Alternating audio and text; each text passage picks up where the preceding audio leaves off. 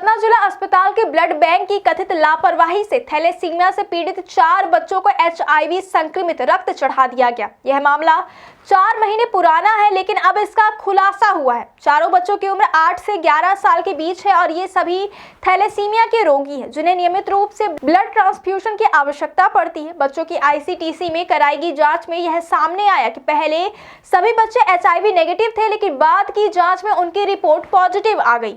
इस घटना के बाद तत्काल संक्रमण के स्रोत की जांच शुरू की गई। थैलेसीमिया के मरीजों में बार बार ट्रांसफ्यूजन की जरूरत होती है। ब्लड बैंक प्रभारी डॉक्टर देवेंद्र पटेल ने बताया कि चारों बच्चों में से किसी को 70, किसी को 80 और किसी को 100 बार तक ट्रांसफ्यूजन हो चुका है। ऐसे मामलों में HIV या अन्य रक्त जनित संक्रमणों का जोखिम सामान्य से अधिक होता है। इसी आधार पर यह जांच की जा रही है कि संक्रमण किस विशेष ट्रांसफ्यूजन के दौरान हुआ और किस स्रोत से यह रक्त संक्रमित हो गया। डॉक्टर पटेल ने यह भी बताया कि इन बच्चों को ब्लड केवल सतना जिला अस्पताल से नहीं, बल्कि बिरला अस्पताल, रीवा और मध्य प्रदेश के अन्य जिलों से भी उपलब्ध कराया गया था। इसलिए इस प्रकरण में सभी संबंधित ब्लड डोनरों की पहचान कर उनकी जांच की जा रही है। बच्चों के माता पिता की भी HIV जांच कराएगी, जिसमें वे नेगेटिव पाए गए। यह पुष्टि करती है कि संक्रमण केवल ब्लड ट्रांसफ्यूजन के माध्यम से हुआ है। ब्लड बैंक में रक्त लेने की प्रक्रिया में तय मानकों का पालन करना अनिवार्य है। डॉक्टर देवेंद्र पटेल के मुताबिक केवल उनसे रक्त लिया जाता है जिनकी उम्र 18 वर्ष से अधिक, वजन कम से कम 45 किलो और हीमोग्लोबिन 12 ग्राम से ऊपर हो। रक्त लेने से पहले प्राथमिक स्वास्थ्य जांच के साथ ही HIV सहित अन्य संक्रमणों की स्क्रीनिंग की जाती है। इसके तहत पहले रैपिड किट से जांच होती है, फिर जब एलाइजा तकनीक का उपयोग किया जाता है। एलाइजा तकनीक एंटीबॉडी डिटेक्ट करती है और 20 से 90 दिन के भीतर बनने वाली एंटीबॉडी का पता लगाती है।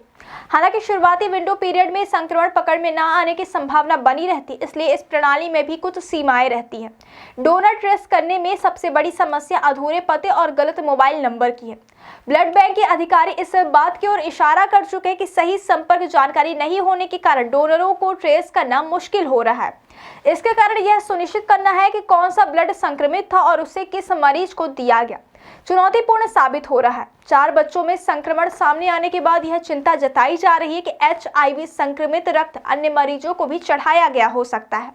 जिला अस्पताल के ब्लड बैंक से गर्भवती महिलाओं और अन्य रोगियों को भी ब्लड प्रदान किया गया था। इनमें से कुछ मरीज दोबारा जांच के लिए लौटे ही नहीं, जिससे यह संभावना बनती है कि संक्रमण और भी मरीजों तक पहुंच चुका हो सकता है। इस गंभीर स्थिति को देखते हुए collector doctor Satish Kumar S ने CMHO से पूरे प्रकरण की विस्तृत रिपोर्ट मांगी। पीड़ित परिवार ने भी इस मामले में अपनी आपत्ति दर्ज कराई है।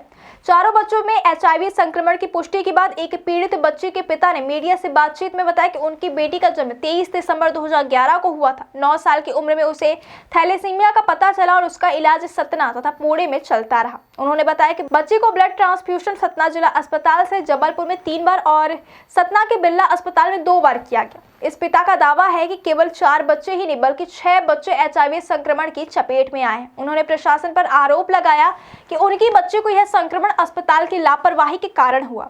इस घटना ने न केवल सतना जिला अस्पताल के ब्लड बैंक की कार्यप्रणाली पर सवाल खड़ा कर दिया, बल्कि राज्य में ब्लड ट्रांसफ्यूजन की प्रक्रियाओं की सुरक्षा पर भी गंभीर चिंता पैदा कर दी है।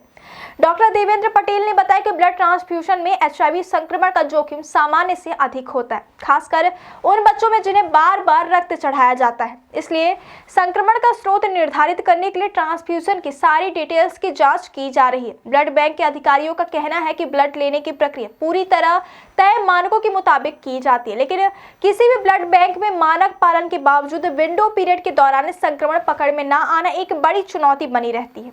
एलाइजा तकनीक का उपयोग संक्रमण का पता लगाने के लिए किया जाता है, लेकिन 20 से 90 दिन की विंडो पीरियड में संक्रमण छुपा रह सकता है।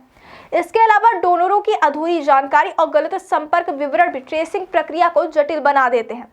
हैंड्स पूरे मामले की गंभीरता को देखते हुए प्रशासन ने सभी संबंधित ब्लड डोनरों की पहचान जांच शुरू कर दी है। इसके साथ ही यह भी सुनिश्चित किया जा रहा है कि अन्य मरीजों को संक्रमित रक्त न चढ़े। कलेक्टर ने CMHO को निर्देश दिया है कि सभी पीड़ित बच्चों और अन्य संभावित प्रभावित मरीजों की HIV जांच कराई जाए। यह कदम स्थिति की गंभीरता को ध्यान में रखते हुए उठाया गया, ताकि भविष्य में ऐसी घटनाओं की पुनरावृत्ति न हो।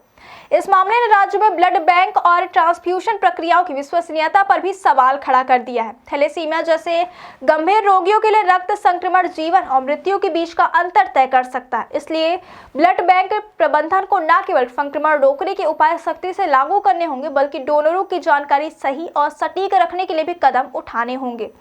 पीड़ित परिवार का कहना है कि उनकी बच्ची और अन्य प्रभावित बच्चे अस्पताल की लापरवाही की वजह से इस गंभीर संक्रमण का शिकार हुए हैं। उन्होंने सरकार और प्रशासन से मांग की है कि सभी दोषियों के खिलाफ कार्यवाही की जाए और बच्चों को उचित चिकित्सा व मुआवजा प्रदान किया जाए। इसके साथ ही उन्होंने यह भी कहा कि भविष्य में किसी अन्य मरीज को इस तरह की स्थिति का सामना न करना पड़े। सतना ब्लड बैंक की यह घटना स्वास्थ्य सुरक्षा और मरीजों के अधिकारों के दृष्टिकोण से बहुत गंभीर मानी जा रही है। यह न केवल थैलेसीमिया जैसी गंभीर बीमारियों से पीड़ित बच्चों के लिए खतरा है, बल्कि ब्लड ट्रांसफ्यूजन प्रणाली की पूरी विश्वसनीयता पर सवाल खड़ा करता है। प्रशासन इस मामले में पूरी तरह जांच कर रहा है ताकि दोषियों की पहचान कर उन्हें उचित सजा दी जा सके और भविष्य में इस तरह की लापरवाही रोकी जा सके।